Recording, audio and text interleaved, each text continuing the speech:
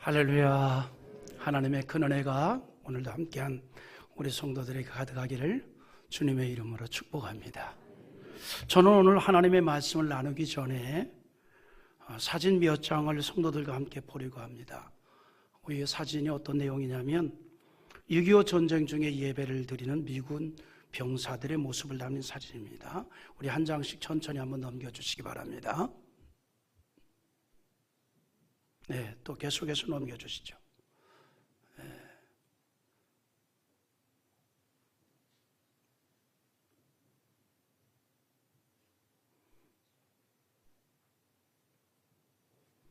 예, 됐습니다.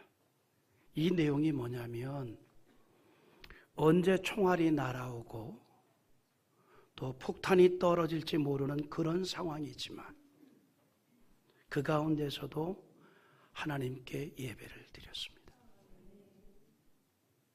장소와 공간을 그리고 상황을 초월해서 전쟁의 포화 속에서 긴장감을 늦출 수가 없었지만 하나님의 은총을 간절하게 간구하였고 예배를 드리면서 생사의 모든 것을 하나님께 맡겼습니다.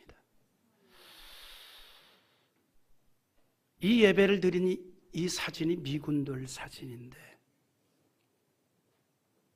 그들은 한반도의 평화를 위해서 머나먼 땅 태평양을 건너와서 이 땅에 자기의 목숨을 버렸습니다. 그런 그 생사의 갈림길 속에서 긴장감을 늦출 수 없는 그런 상황이지만 그들은 하나님의 날을 기억했고 그 날을 통해서 하나님 앞에 예배 드리는 일을 귀하게 여겼습니다. 그들은 예배의 소중함을 알았던 것입니다. 하나님께 드려지는 마음과 정성을 모은 정말 진실한 예배의 가치를 알았다는 사실입니다. 우리가 정말 분명하게 인식해야 할 것이 있습니다. 기독교 신앙에서 가장 우선에 두어야 할 것이 무엇이냐라고 하는 거죠. 그것은 하나님께 드리는 예배입니다. 인간의 역사의 시작부터 지금까지 하나님의 자녀들에게 있어서 가장 중요한 일이 뭘까요? 그것은 하나님께 제사 드리는 일이었습니다. 왜냐하면 하나님께 드려지는 제사에는 죄사함의 은총에 대한 의미가 담겨 있기 때문입니다. 구약에서 하나님께 드려진 모든 제사에는 우리의 죄를 위해서 십자가에 죽으실 어린 양 되시는 예수님을 예표하는 의미가 담겨져 있습니다. 아벨이 드린 제사가 그것을 말해주고 있습니다. 아벨이 드린 제사는 죄인을 구원하기 위해서 대속의 제물이 되신 예수님의 십자가에서의 대속 사역을 예표하는 제사였습니다. 아벨은 양의 첫 새끼를 잡아서 제사를 드렸고 하나님은 그 제사를 받으셨습니다. 이 제사가 담겨 있는 의미가 있지요. 세상 죄를 지신 어린 양 되시는 예수님을 예표하고 있습니다. 세례 요한이 예수님께서 요단강으로 세례 받으러 나오시는 것을 보고 요한복음 1장 29절에 이런 말을 하죠. 이튿날 요한이 예수께서 자기에게 나오심을 보고 이르되 보라 세상 죄를 지고 가는 하나님의 어린 양이로다. 여러분, 이처럼 하나님께 드려지는 제사는 죄 사함의 의미가 담겨 있습니다. 다시 말해서 구원의 은총이 담겨 있습니다. 여러분, 우리 기독교 신앙의 가장 중요한 의미가 뭘지요? 구원 아닙니까? 영생이잖아요. 천국 들어가는 일이잖아요. 우리가 일생도록 주의 길을 가는, 주님을 붙잡고 사는 이유는 딱 하나예요. 천국 가는 거예요. 천국 가는 거예요. 제사에는 그 의미가 담겨 있다는 겁니다. 그래서 제사가 중요합니다. 그래서 성경은 하나님께 드리는 제사에 대해서 대단히 중요하게 말하고 있고 또 여기고 있는 것입니다. 믿음의 사람들이 마땅히 중요하게 여길 것이 있다면 하나님 앞에 드리는 예배입니다. 노아가 홍수 심판 이후에 방주에서 나왔어요. 그가 방주에서 나와가지고 했던 첫 번째 일, 가장 먼저 했던 일이 뭐예요? 제단을 쌓고 하나님 앞에 번제사를 드렸습니다. 여러분 한번 상상해 봅니다. 유추해 보겠습니다. 홍수 심판이 끝났습니다. 물이 어느 정도 마른 다음에 노아와 그 가족들이 방주에서 나왔을 때입니다. 세상이 1년 정도 물에 잠겨 있다가 이제 어느 정도 물이 감한 다음에 나왔습니다. 여러분 그 모습이 어떠했을 것 같아요? 폐허 그 자체 아니겠습니까? 여러분 우리도 간혹 홍수로 인하여서 마을이 물에 잠겼다가 그 물이 빠졌을 때 그런 상황을 우리가 볼 때가 있잖아요. 그걸 한번 연상해 보십시오. 홍수로 세상이 다 잠긴 이후 물이 어느 정도 감했습니다. 그리고 1년 만에 나왔어요. 황폐한 상태입니다. 노아가 방주에서 나왔을 때의 상태는 그런 상태였습니다. 그런데 그런 폐허 이후에서 노아가 한 일이 뭐지요? 한탄을 하거나 불평을 하거나 혹은 체념을 하는 것이 아니었어요. 한번 상상해 보세요. 물에 잠겼다가 그리고 이제 나왔단 말이죠. 홍수로 쓸어간 이후에 폐허된 상태란 말이에요. 한숨밖에 나오지 않잖아요. 수해당한 사람들 들어보면 큰 눈물 흘리고 한숨 쉬지 않습니까? 노아도 아마 그런 상황이었을 거란 말이죠. 그러나 노아는 그런 상황에 대해서 체념이나 한탄이나 불평을 하지 아니하고 제일 먼저 하나님께 제단을 쌓고 제사를 드렸습니다. 제사를 드렸어요. 창세기 8장 20절을 한번 읽어보죠. 노아가 여호와께 제단을 쌓고 모든 정결한 짐승과 모든 정결한 새 중에서 제물을 취하여 번제로 제단에 드렸더니, 그러니까 제일 좋은 짐승을 잡아서 하나님 앞에 제사를 드렸습니다. 노아와 그 가족과 짐승들이 나왔을 때 현실을 보고 그들은 모두가 기가 막혔을 거예요. 참 기가 막히다. 그런데 방주에서 나온 노아가 생존을 위해서 먹을 것을 찾거나 집을 짓거나 생계를 유지하는 방법을 먼저 찾은 것이 아니라 그 폐허가 된 상황에서 제일 먼저 한 일은 하나님을 찾았어요. 하나님께 제사를 드렸다 이 말입니다. 노아가 여호와께 제단을 쌓고 번제로 제사를 드렸다는 것은 신앙적 의미가 있습니다. 노아가 하나님을 기억하고 있다는 것을 보여주고 있는 거예요. 폐허가 된 그 상황에서 하나님을 찾았습니다. 그리고 하나님께서는 그런 노아가 드린 제사를 받으셨고 다시는 사람으로 인하여 땅을 저주하지 않겠다는 언약을 하였습니다. 다시 말해서 하나님 앞에 제사를 드린 이후에 하나님의 언약을 받았더라 이 말입니다. 그러므로 창세기 8장 21절에 여호와께서 그 향기를 받으시고 그 중심에 이르시되 내가 다시는 사람으로 말미암아 땅을 저주하지 아니하리니라고 하였습니다. 여러분, 하나님의 사람이 이 땅에서 살아가면서 우리의 신앙을 하나님 앞에 보일 수 있는 가장 보편적이고 가장 중요하고 필연적인 것이 있다면 그것은 예배 드리는 나의 모습입니다. 예배 드리는 나의 모습이에요. 이스라엘 백성들이 애굽에서 나오는 이유에 대해서 모세가 한 말이 있습니다. 여호와께 제사를 드리기 위해서 우리는 애굽에서 나와야 한다 이렇게 말합니다. 모세와 아론이 애굽의 바로 왕에게 이스라엘 백성들을 애굽에서 나가도록 허락 요청을 합니다. 그럴 때에 이스라엘 민족의 고통에서 해방을 얻기 위해서 애굽에서 벗어나고자 하는 것이 아니라 하나님에 대한 신앙적 이유를 말합니다. 우리를 이 노예의 이 고통스러운 이 상황에서 우리를 해방시켜 달라가 아니었어요. 우리는 여호와 하나님의 백성들입니다. 아멘. 우리는 하나님께 제사를 드리러 가야 합니다. 아멘. 그 얘기를 했어요. 우리 출애굽기 5장 1절 한번 같이 봅니다.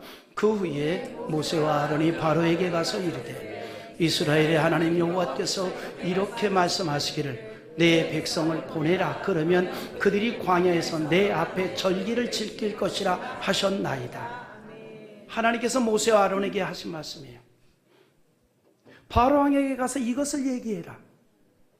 내 백성이 절기를 지키기 위해서, 제사를 지내기 위해서 나아가야 하리라. 하나님께 절기를 지키기 위해 애굽을 떠나겠다는 거예요. 다시 말해서 하나님께 제사를 드리기 위해서 이스라엘이 애굽을 떠난다는 겁니다. 그것도 단순한 제사가 아니라 희생 제사를 말하고 있습니다. 여러분, 출애굽기 5장 3절 한번 다시 읽어봅니다. 그들이 이르되 히브리인의 하나님이 우리에게 나타나셨은즉 우리가 광야로 사흘길쯤 가서 우리 하나님 여호와께 제사를 드리려 하오니 가도록 허락하소서. 여호와께서 전염병이나 칼로 우리를 치실까 두려워하나이다. 아멘. 할렐루야. 아멘. 여러분, 하나님께 제사를 드리고 영광을 돌리는 일은 하나님의 백성들에게 허락된 특권인 줄 믿으시기 바랍니다. 아멘. 모세는 바로 왕 앞에서 이스라엘 민족이 할 수 있는 신앙적인 특권을 행사할 수 있도록 요청을 하였습니다. 아멘. 이스라엘은 하나님이 선택한 선민입니다. 아멘. 하나님의 영광과 뜻을 이루기 위해서 선택하였습니다. 아멘. 제사는 바로 그 귀한 일에 가장 중요한 의식이라는 거죠. 아멘. 하나님의 영광을 돌리는 가장 중요한 것, 그것이 제사입니다. 아멘. 모세는 이스라엘 백성들의 출애굽의 이유를 단순히 애굽에서의 고통에서 벗어나는 것이 아니라 하나님께 제사 드리기 위함이라는 사실을 강조하였습니다. 아멘. 단순히 애굽의 고통의 자리에서 벗어나는 것이 목적이 아닙니다. 노예 상태에서 자유로워진다는 것은 참으로 대단한 사건이지만 이것보다 훨씬 더 중요한 것은 선민으로서의 모습을 회복하는 것입니다. 아멘. 선민으로서의 모습을 회복하는 게 뭐예요? 여호와께 제사를 드리는 거예요. 아멘. 예배를 드리는 거예요. 아멘. 하나님께서 이스라엘 민족을 출애굽시키고자 하는 궁극적인 목적은 그들을 노예 상태에서 자유케 하시는 것만이 아니라 그들이 하나님께 예배하는 백성이 되도록 하는 것입니다. 아멘. 하나님께서는 그런 비전을 모세에게 주셨고 모세는 그 비전을 바로 왕에게 그대로 전했다는 사실입니다. 아멘. 여러분, 출애굽 역사에서 모세는 바로 그 예배를 말했습니다. 아멘. 살아계신 하나님께 예배하는 것만이 민족과 역사의 운명을 바꿀 수 있는 비전이라는 확신을 가졌기 때문입니다. 아멘. 예배는 살아계신 하나님을 온전하게 섬기는 신앙적인 그리고 적극적인 행동입니다. 아멘. 온전한 예배는 구원받은 기독교인이 할 수 있는 거룩한 예식인 줄 믿습니다. 아멘. 하나님께 드리는 예배는 그리스도인만이 가지는 특권입니다. 아멘. 하나님은 우리가 예배 드리는 가운데 임재하시고 아멘. 예배를 통해서 은혜를 주시고 아멘. 예배를 통해서 축복을 언약하십니다. 아멘. 그래서 예배는 그리스도인에게 주신 하나님의 특권입니다. 아멘. 이것이 우리가 주일에 드리는 공식 예배가 가지고 있는 의미라는 사실입니다. 아멘. 우리가 진실한 마음으로 예배를 드리고 아멘. 그 마음과 의식을 가지고 세상에서 살아가는 것입니다. 아멘. 그것이 바로 우리의 삶으로 드리는 거룩한 산 제사라는 사실입니다. 아멘. 하나님의 백성들에게 제사와 예배는 선택의 문제가 아니에요. 하나님의 명령입니다. 아멘. 아브라함은 그의 삶을 통해서 하나님께 드리는 제사의 귀중함을 보여주었습니다. 아멘. 하나님의 약속을 붙잡고 믿음으로 나아갔던 아브라함이 걸어갔던 믿음의 행진 가운데서 가장 강조된 게 뭐예요? 하나님께 드리는 제사였습니다. 아멘. 아브라함은 하나님의 약속을 받을 때에 제사를 통해서 그것을 확증했습니다. 아멘. 뿐만 아니라 장막을 옮길 때마다 제단을 쌓고 하나님께 제사를 드렸습니다. 아멘. 그래서 아브라함의 인생은 제단을 쌓는 인생이었다고 할 수 있습니다. 아멘. 하나님의 언약을 받고 믿음으로 나아갔던 아브라함의 삶에서 강조되는 것 하나가 있다면 하나님께 제사 드리는 것이었어요. 아멘. 그거를 강조했어요. 아브라함은 하나님의 부름을 받고 천신만고 끝에 마침내 하나님께서 주시는 가나안 땅을 밟게 됩니다. 참으로 감사한 일이 아닐 수 없지요. 자, 5절 한번 같이 봅니다. 아브라함이 그의 아내 사레와 조카 롯과 하란에서 모은 모든 소유와 얻은 사람들을 이끌고 가나안 땅으로 가려고 떠나서 마침내 가나안 땅에 들어갔더라. 자, 여기 뭐라 그러는 거니? 마침내 가나안 땅에 들어갔더라 이렇게 말합니다. 이 말은 여러 가지 의미가 담겨져 있어요. 여기까지 오는 과정이 참 어려웠다는 얘기입니다. 모든 수고와 어려움이 축적된 말입니다. 마침내 도달했다. 우리가 어떤 일을 다 이루고 나면 드디어 다 했다. 마침내 이루었다. 그 드디어라고 하는 이 한말, 마침내라고 하는 이 말 속에는 많은 이야기가 축적되어 있는 거죠. 마침내 아브라함이 가나안 땅에 도달하였다. 마침내 아브라함이 가나안 땅에 들어갔더라. 모든 수고와 어려움이 있었다 이 말입니다. 그런데 그때 아브라함이 한 일이 뭘까요? 제단을 쌓아서 하나님께 감사를 표현했습니다. 아멘. 여러분, 아브라함이 가나안에 도착했을 때 그 가나안에 그냥 거주할 수 있는 일이 아니었습니다. 이미 그 땅에는 원주민이 살고 있습니다. 어쩌면 그 원주민들과 죽음을 각오하는 싸움을 할 수도 있습니다. 두려움도 있겠죠. 그때 하나님께서는 아브라함에게 이 가나안 땅은 너에게 주는 너의 땅이 될 것이니 아멘. 아무 염려하거나 두려워하지 말고 담대하라는 약속을 합니다. 아멘. 아브라함은 그 격려의 음성을 듣고 즉시 한 일이 제단을 쌓는 일이었어요. 아멘. 7절 한번 또 읽어보겠습니다. 여호와께서 아브라함에게 나타나 이르시되 내가 이 땅을 내 자손에게 주리라 하신지라. 자기에게 나타나신 여호와께 그가 그곳에서 제단을 쌓고. 아멘. 이처럼 아브라함은 제단을 통해서 하나님을 증거하는 삶을 살았습니다. 아멘. 가는 곳마다 제단을 쌓았고 아멘. 제사를 드림으로 가는 곳마다 하나님을 증거했다는 사실입니다. 아멘. 그러므로 가나안에 도달하였을 때에도 제단을 쌓았고 그곳에서 동쪽으로 옮겨가면서 여전히 그가 한 일은 제단을 쌓았어요. 8절 한번 또 읽어봅니다. 거기서 베델 동쪽 산으로 옮겨 장막을 치니 서쪽은 베델이요 동쪽은 아이라. 그가 그곳에서 여호와께 제단을 쌓고 여호와의 이름을 부르더니. 할렐루야. 여러분, 이처럼 아브라함은요 옮기는 곳마다 제단을 쌓는 일을 했고 그것을 통해서 그가 하나님을 증거했습니다. 아멘. 아무래도 아브라함이 제단을 쌓고 번제사를 드리니까 주변에 있는 사람들이 볼 거 아니에요. 저 사람 뭐 하는 거야? 아, 그가 섬기는 여호와 하나님 앞에 제사를 드리는 것이래. 그리고 제단을 쌓게 되니 흔적이 남는 거예요. 이게 뭐 했던 흔적이야? 이 멧돼지 바베큐 해 먹었나? 아니, 그거 아니고 그 아브라함이라는 사람이 있잖아. 근데 그가 야훼 하나님 여호와 하나님을 섬기는 사람인데 자기가 섬기는 하나님께 제사를 드렸대. 이렇게 아브라함은 제단을 통해서 예배를 통해서 하나님을 전했습니다. 아멘. 하나님에 대한 자기의 신앙을 드러냈더라 이 말입니다. 아멘.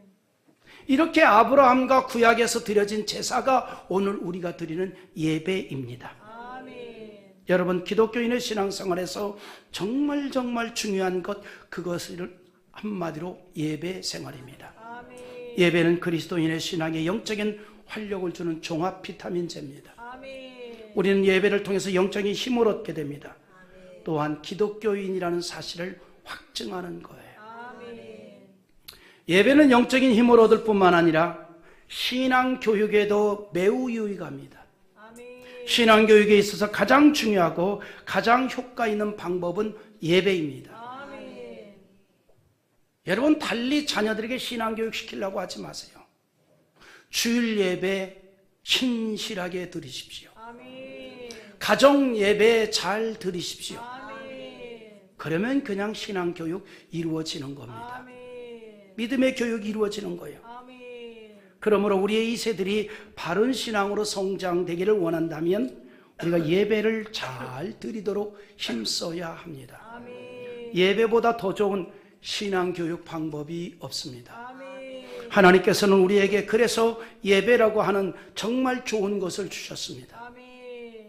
우리가 공식 예배를 잘 드리면 신앙의 유익이 되고 아멘. 신앙교육에 좋은 결과를 기대할 수 있습니다. 아멘. 가정 예배를 잘 드리면 자녀의 신앙만이 아니라 인성교육에도 큰 도움이 됩니다. 아멘. 예배는 우리에게 너무나 유익한 것이 많습니다. 아멘. 그래서 우리가 예배를 귀하게 여기는 것입니다. 아멘. 우리의 다음 세대들이 하나님의 기쁨이 되는 신앙의 사람들이 되기를 기대한다면 우리가 진지하게 예배를 드리는 삶이 되기를 바랍니다. 아멘. 예배가 주는 최대의 축복은 신앙의 힘을 또한 얻게 하고 아멘. 용기를 얻게 합니다. 아멘. 우리가 세상에서 지친 모습으로 힘없이 나왔을지라도 마음을 다하여 하나님을 찬송하고 말씀을 들으면서 하나님께서 내게 주신 음성을 듣고 용기를 얻을 수 있습니다. 아멘. 우리가 드리는 예배가 성령의 임재도 경험하고 아멘. 신앙으로 살아갈 용기를 얻게 된다면 아멘. 우리의 예배는 생명 있는 예배가 되고 아멘. 우리의 인생도 살아나게 될 줄 믿습니다. 아멘. 그러므로 하나님께서는 제사와 예배를 강조하였을 뿐만 아니라 명령하였습니다. 아멘. 야곱은 제사를 통해서 하나님의 복에 대한 언약을 받았습니다. 아멘. 야곱은 첫 출발이 이루어진 브엘셀바에서 제단을 쌓는 것으로 시작됩니다. 아멘. 그런 어린 시절 하란으로 피신을 할 때에 베개 삼았던 돌을 취하여 제단을 쌓고 하나님의 축복을 약속받았습니다. 아멘. 그리고 그 약속대로 큰 복을 받아서 고향으로 돌아올 때 하나님께서는 장자의 복을 받은 야곱에게 다시 무엇을 명령합니까? 제사를 명령합니다. 아멘. 우리 한번 읽어보죠. 창세기 35장 1절입니다. 하나님이 야곱에게 이르시되 일어나 베델로 올라가서 거기 거주하며 내가 내 영 에서의 낯을 피하여 도망하던 때에 내게 나타났던 하나님께 거기서 제단을 쌓으라 하신지라. 아멘. 야곱에게 베델로 가서 제사를 드리라 합니다. 제사를 통해서 하나님과의 교통을 이루는 시간이 되기 때문입니다. 아멘. 이런 구약의 제사 정신이 오늘날 우리의 예배입니다. 아멘. 할렐루야. 아멘. 예배는 구원받은 우리가 하나님에 대한 사랑과 신앙생활의 절정이라고 할 수 있습니다. 아멘. 구속받은 성도들이 하나님께 드릴 수 있는 가장 귀한 의식입니다. 아멘. 하나님을 향한 마음의 표시가 바로 예배라는 것이에요. 아멘. 그러므로 하나님께서는 과거나 현재나 언제든지 참된 예배자를 찾습니다. 아멘. 역사적으로 하나님의 백성들이 영적으로 깨어나지 못하고 잠들었을 때 나타나는 현상이 있어요. 제사가 형식이 되었습니다. 제사가 형식이 되었습니다. 감사가 없이 드려지니 당연히 정성도 없고 감동이 없는 제사가 되었습니다. 말라기 선지가 활동하던 시대가 그랬지요. 그러므로 책망을 받기도 했는데 말라기 1장 8절 한번 읽어보겠습니다. 만군의 여호와가 이르노라 너희가 눈먼 희생 제물을 바치는 것이 어찌 악하지 아니하며 저는 것 병든 것을 드리는 것이 어찌 악하지 아니하냐. 이제 그것을 너희의 총독에게 드려보라. 그가 너를 기뻐하겠으며 너를 받아주겠느냐. 하나님 앞에 제사를 드리는데 형식적으로 드리다 보니까 제물을 드려도 쓸모없는 것을 가지고 와서 제물을 드리면서 제사를 드렸던 겁니다. 당연히 감동이 있을 수 없죠. 감동이 있을 수 없죠. 오늘 여러분 이 원리는 오늘 이 시대에도 마찬가지입니다. 신앙이 병들 때 나타나는 현상 중에 하나가 예배가 형식이 됩니다. 당연히 감동이 없죠. 당연히 영적으로 병들어갈 수밖에 없는 겁니다. 하지만 예배를 통해서 온전한 순종을 보였던 아브라함은 결국 하나님의 인정을 받고 믿음의 조상이 되었습니다. 아멘. 아브라함의 삶은 오직 하나님께 드리는 제사였습니다. 아멘. 심지어 독자 이삭을 제물로 드리라고 하였을 때 순종하는 모습을 보입니다. 아멘. 하나님께서는 그런 아브라함을 인정하지요. 하나님께서 내 아들 독자도 아끼지 아니하였은즉이라고 말씀을 하시면서 아브라함을 축복했습니다. 아멘. 창세기 22장 17절에 이렇게 축복하는데 같이 한번 읽어봅니다. 내가 내게 큰 복을 주고 내 씨가 크게 번성하여 하늘의 별과 같고 바닷가의 모래와 같게 하리니 내 씨가 그 대적의 성문을 차지하리라. 아멘. 이 언약이 하나님 앞에 모리아산에서 제사를 드리려고 할 때에 받았던 언약입니다. 아멘. 여러분, 우리가 드리는 온전한 예배는 우리의 신앙을 하나님께 인정받는 순간이 되고 아멘. 하나님의 축복의 통로가 될 뿐만 아니라 아름다운 신앙을, 진실한 신앙을 계승하는 원리가 되는 겁니다. 아멘. 말씀을 맺으면서 제가 예전에 설악산에서 목격한 한 장면을 소개하려고 합니다. 설악산을 갔다가 내려오는데 한 일가족 같아요. 엄마, 아빠, 아이들 넷인가 다섯인가. 그들이 돗자리를 깔고 기도를 하고 있는 거예요. 방댕이를 들었다 내렸다 하면서 머리를 땅에 대면서. 그들이 누구냐면 이슬람 교도들입니다.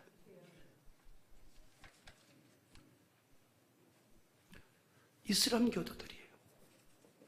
여러분, 이슬람 교도들이 설악산에 기도하러 왔겠습니까? 한국에 관광 온 거예요. 한국에 관광을 왔는데 그들은 관광하던 중에 그들의 기도 시간이 되니까 기도 돗자리를 깔아놓고 온 가족이 알라를 찾았던 거예요. 여러분, 잘 기억하십시오. 이슬람은요, 여러분, 이슬람 이태원에 가면 이슬람 본부가 있습니다. 한국 본부가 있습니다. 거기 한번 들어갈 필요 없어요. 내가 들어갔다 왔으니까. 홈페이지에 들어가면 예배 안내가 있습니다. 거기에 주일학교 모임이 없어요.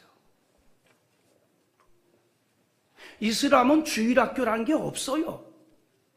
그러면 교회 교육을 안 시켰나? 주일학교가 없는데 어떻게 교회 교육을 시켰지? 없어요. 주일학교 모임이 아예 없어요.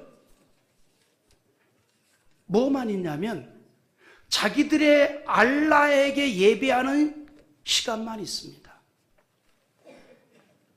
그런데 이슬람은 기하급수적으로 확산이 되고 있어요. 주일학교 없다니까요. 오직 예배 순서밖에 없어요. 예배 시간밖에 없어요. 뭘 얘기하느냐? 가정에서부터 알라에 대한 신앙이 체득화되었던 거예요. 설악산에 관광을 하러 오면서까지, 한국에 관광을 하러 오면서까지 아버지가 그랬을 거 아니에요. 얘들아, 알라께 기도를 해야 되니 기도 돗자리 챙겨라. 그랬을 거 아니에요. 기도 돗자리 챙겨라. 아이, 관광 가는데 뭘 그걸 기도 돗자리를 챙겨요. 아니, 뱃속에서부터 그 일을 해왔기 때문에 그건 당연한 것으로 알고 챙겼을 거 아닙니까? 그리고 설악산 관광을 하러 왔는데 마침 그들이 정한 기도 시간이란 말이에요. 그러니까 그 많은 관광객들이 지나다니는데 제 수준으로 말하면 쪽팔리게 그 돗자리 깔고 온 가족이 고개를 숙여 엉덩이를 쳐들어가면서 알라께 기도를 했습니다. 엄청난 신앙을 그 자리에서 보인 것이고 엄청난 신앙을 계승하고 있는 거였던 거예요. 저는요, 그 모습을 보고 한참 동안 생각이 많았습니다. 정말 생각이 많았습니다. 그리고 이거다. 기독교 신앙은 교육으로 개성되는 게 아니라 그냥 삶을 통해서 개성시키는 것이다. 그냥 부모가 가정에서 신실하게 하나님을 섬기면 되는 거예요. 부모가 주일을 귀히 여기고 예배를 진실하게 드리면 되는 거예요. 그러면 그거 신앙이 흐르는 물결처럼 자녀에게도 계승이 될 것입니다. 그리고 그 시간이 하나님 앞에 축복의 시간이 되어질 줄 믿습니다. 말씀을 맺습니다. 우리의 예배가 형식이 아니라 마음과 정성을 다하여서 하나님을 찬양하고 간절하게 말씀을 받는 가운데에 영적인 힘을 얻고 하나님의 복을 약속받는 그런 예배가 될 수 있기를 주님의 이름으로 축복합니다.